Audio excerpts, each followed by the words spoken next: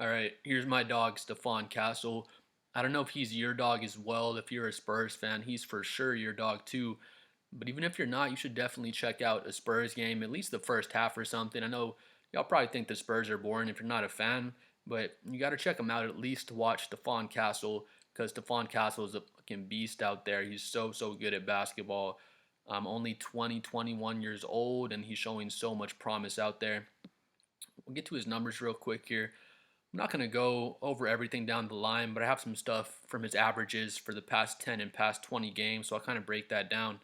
But just for the season, he's 14 points a game, 3 rebounds, 3.5 assists, on 43% from the field. Honestly, 43% from the field, it's not great for a guard. You want to see probably 45% or so and higher. But it's not bad. I mean, 43%, putting up 14 points as a rookie. All 28 teams would take that all day from the rookie. Um, Came out of UConn in college, of course. He has a championship pedigree, so you love to see it. If you get down into it, he's been playing really well this month and playing really well in February as well. I'm gonna get to the 10 and 20 game averages here, but just to kind of go through, he had a 23-point game. He had a 26, a 20, a 25, a 32, a 24. That was just here in March, in this month of March. Then we go back to February. He had a 22 right there. He has a 20-point game, a 33-point game as well. So he's really starting to find his footing out there. If we see here, I got my numbers right here. So the last 10 games, which would basically equate to March, he's played 10 games in March. But these 10 games in March, he's averaging 20.6 points per game on 15.4 field goal attempts. So he's shooting about 15 shots a game in that 10-game span, and he's shooting 48% from the field.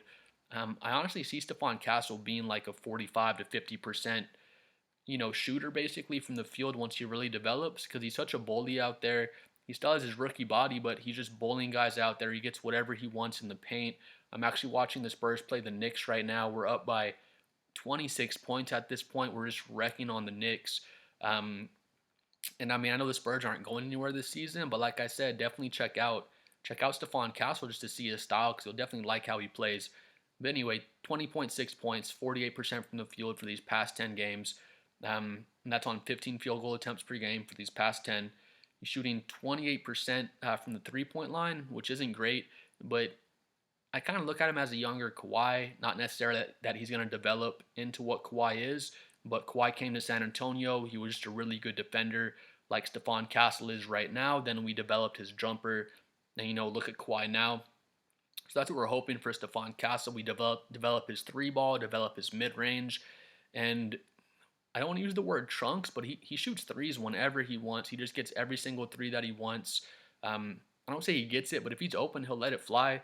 He's getting good enough now to where, if he catches the ball and he takes 2 steps, you kind of have to step up on him, because he shoots the three well enough or at a high enough volume to where you have to at least respect the fact that he will shoot a three on you. We have the 20.6 points, 4 rebounds, 4 assists, and 2.4 turnovers for these last 10 games. The assist to turnover ratio isn't great, of course. 4 assists for 2.5 turnovers. But again, a lot of the minutes he plays is with Chris Paul. Before De'Aaron Fox went down with his surgery, it would be a lot of the times De'Aaron Fox, Chris Paul, and Stephon Castle all on the court together at once. And as a Spurs fan, I was always saying, I feel like we're soft tanking. It just seemed like a soft tank. Not from the players. Players never tank. Players are going to go out there. They're going to play as hard as they can. There's no players going out and saying, "Oh, I can't wait to go half-ass it and lose this game tonight." I feel like all the players go out and play hard, but tanking starts with the front office and kind of the coaching staff. And I feel like we weren't putting ourselves in the best position to win, and not putting Stephon Castle in the best position to be successful. And he has De'Aaron Fox and Chris Paul. So it's like 3 point guards on the floor all at the same time. So again, the 4 assists, the 2.5 turnovers for these past 10 games. But he's a very good playmaker as well. It's just that, again, he's splitting minutes with Chris Paul. He doesn't even know really what he's doing out there, to be honest. He's still learning the point guard position. But I can see him being a very good playmaker down the road, because he has the playmaking skills, he has the vision and things like this, but he just hasn't got enough minutes in the NBA and enough reps yet to where, he just catches the ball, turns, sees the defense, makes that pass, makes whatever read he has to make. Really high basketball IQ, but he's still learning how to read NBA defenses, NBA speeds. You see a lot of the times, he'll see a guy that's open, he has a good idea, and he makes the pass, but it's just, half a second late.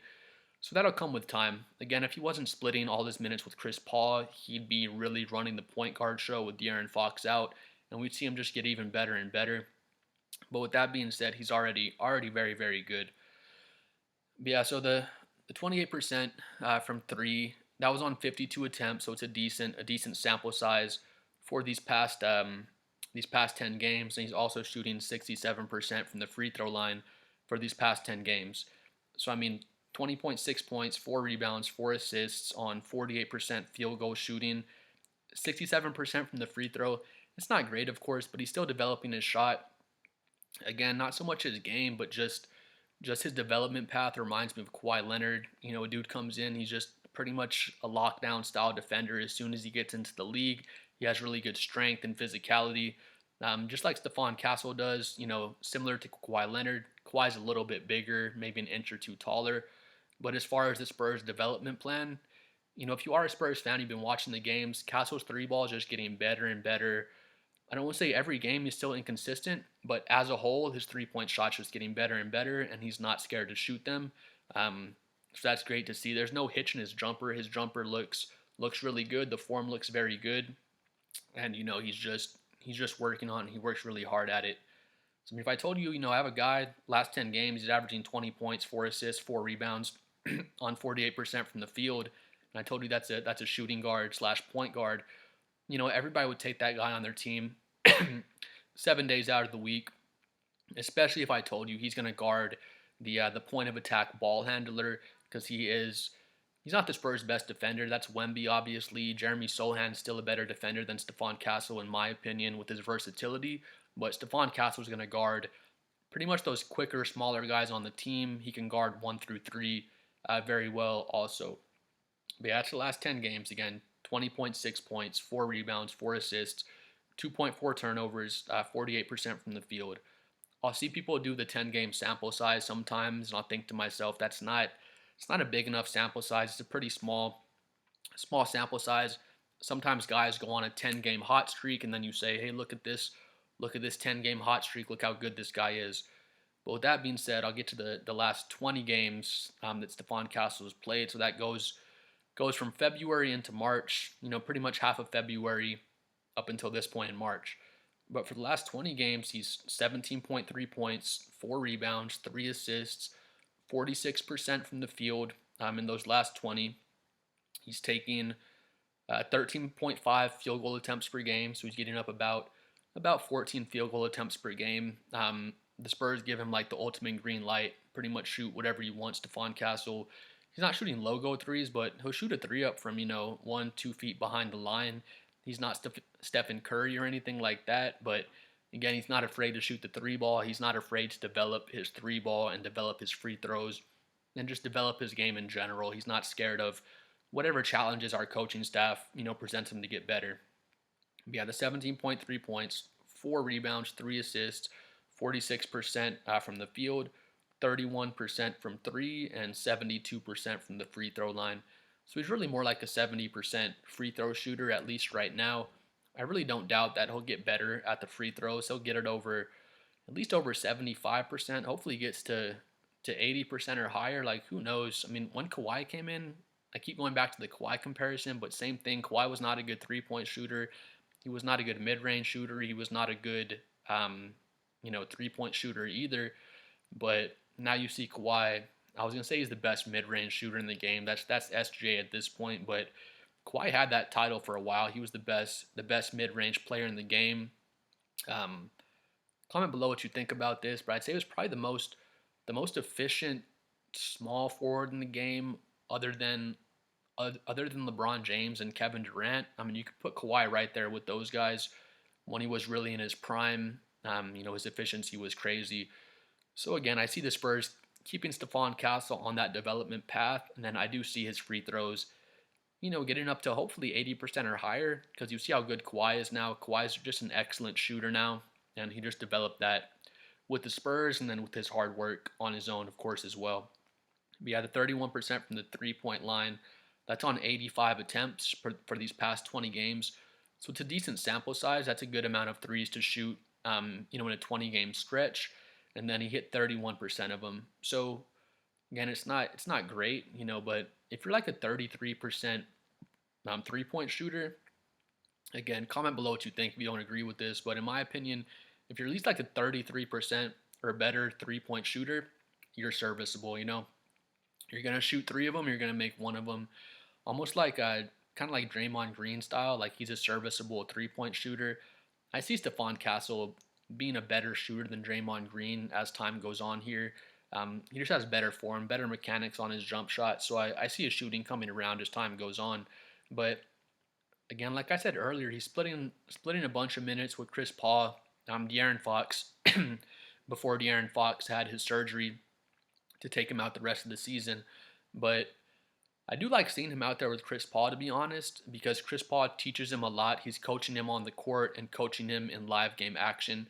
And you've already seen the leap Stephon Castle has made. Um, it's like math. It's like science. Wherever Chris Paul goes, like those younger guards, they just get better when Chris Paul plays with them. It happened with SGA. It's happening with Stephon Castle now. I'm trying to think. There's other examples as well, but yeah, wherever Chris Paul goes, when younger players get his coaching, it can be tough love, but it's effective. He gets guys to learn how to play basketball. Excuse me, to learn how to play basketball the right way and just be in the right positions. And everywhere Chris Paul goes, you just always see the shooting guards, the point guards, just kind of taking leaps under his coaching. But yeah, I mean, I feel like Stephon Castle is a lock for Rookie of the Year. I'm saying that as a Spurs fan. So comment below what you think, if he should be the Rookie of the Year. But again, not really what the video is about. Last 20 games, I won't even go back to the last 10 game sample size because I feel like it's a small sample size. But I mean, last 20 games, that's one quarter of the whole season. 20 of the 82 games, and in those 20 games, 17.3 points, 4 rebounds, 3 assists, 46% from the field, which is just crazy. Honestly, that's super super efficient. I mean, it was 48% the last 10. I know I said I wouldn't go back to the last 10, but I just saw that on my sheet. Yeah, I mean, 46% with 17.3 points over a 20 game span, and he doesn't even know what he's doing yet. If Chris Paul wasn't on the team and De'Aaron Fox was down with his injury, let's say we never had either one of those guys, if they just gave Stephon Castle the keys for the entire season to do whatever he wanted and be the true point guard for the entire season, I mean, he'd be averaging 22 points, 5 rebounds, 5 assists. Comment below if you've watched Stephon Castle play a lot and if you'd agree with that. But if you do watch Stephon Castle play and you kind of see him over a 5 or 10 game stretch, like you'll see how raw Stephon Castle is. He bullies guys. He's a rookie and he's just bullying veterans, just bumping guys out of the way. He doesn't look super heavy or super physical, but he just plays so strong. He's so good at using his shoulders and using his leverage. He has a nasty deceleration step, nasty Euro step. And then if he doesn't go to his decel or his Euro, he just goes right into your chest and he's just too strong, for a lot of these point guards, shooting guards. He even bullies small forwards. Like, it's insane how much strength he plays with. But yeah, like I said, if he had the keys to be the point guard this entire season and we just let him go crazy, I think he'd be averaging 22 points, 5 rebounds, 5 assists at least. Then he'd probably be giving you 45% from the field, which is just crazy numbers for a rookie player. So yeah, I mean, we're super high on Stephon Castle here in San Antonio. We're going to see him develop even more with Wemby being out and now with De'Aaron Fox being out. But honestly, even when he was playing with Wemby on the court, with De'Aaron Fox on the court, Stephon Castle doesn't really take a back seat for anybody. He's not a selfish player or a greedy player, but he's just so good. You can plug him into almost any role as long as it's not the center or the power forward. You know what I mean? But you can plug him in. Coach Mitch Johnson just says he just makes winning plays, and he really does. Like, if you need him to be an offensive threat and give you that offensive punch, he can give you the 20, 25 points that game. If you need some extra rebounding, he can get down low, get a little dirty in the paint, and get some rebounds, at least amongst the guards and the small forwards. He's always the first one to lose balls. He's the point of attack defender. He's one of the best defenders in the NBA already as far as a perimeter defender goes. Um, if you don't believe me, you just have to watch a Spurs game. He's just such a great defender, so physical, uses his body so well. And yeah, I mean, again, 17.3 points, 4 rebounds, 3 assists on 46% shooting from the field, 31% from three over these last 20 games, and then 72% from the free throw line these last 20 games. So he's just been taking just baby leaps all season. He's just been chipping away and just going in the right direction, and he's just getting better and better. And yeah, just super excited to see Stephon Castle next year next to Wemby, De'Aaron Fox, whatever else our team does. We'll probably make a trade in the offseason. We'll get some good draft picks, and we're gonna set ourselves up to probably make the playoffs or at least the play-in next season. We'll see what happens. Um, yeah, like I said, once Wemby gets back and De'Aaron Fox gets back, I just see Stephon Castle getting even better. They're not so much taking away a bunch of his reps. He just plays really well off of everybody. He can play off ball and be great on cuts and be great setting screens. He's also very good at setting screens as a guard, pick and rolls, pick and pops. I mean, there's so much you can do with him. And then if you want to put him on ball, he can run the show offensively. He's still getting better at limiting his turnovers. But again, like I said, I feel like he'd be less turnover prone if if we just threw him the keys when the season started. Of course, we have Chris Paul, so we weren't going to do that. But if we did just give Stephon Castle the keys as soon as he was a day one rookie, and we said, all right, get out there, Stephon, let's see what you can do. We probably see even bigger leaps in his game. But like I said, with having De'Aaron Fox, Chris Paul running the point and things like that, he doesn't get so much development as far as running the offense goes. But yeah, comment below what you think about Stephon Castle. I think he's amazing. I think he's going to be a star caliber player. I can't so much say a superstar, but I'd say I don't want to say his floor is Drew Holiday. That's disrespectful to Drew Holiday, but I see him hopefully getting up to being at least a Drew Holiday, level player, which would be very, very good. Drew Holiday's a beast, and he fits on any team. And I kind of see the same thing from Stephon Castle there. He's just I guess you could call Drew Holiday a utility player, but he's like a star level utility player. And I see the same thing with Stephon Castle. But yeah, please comment below what you think. If you are or aren't a Spurs fan, if you've seen Stephon Castle play, it seems pretty unanimous across the league. Everyone thinks Stephon Castle's a dog, and everybody would love to have Stephon Castle on their team.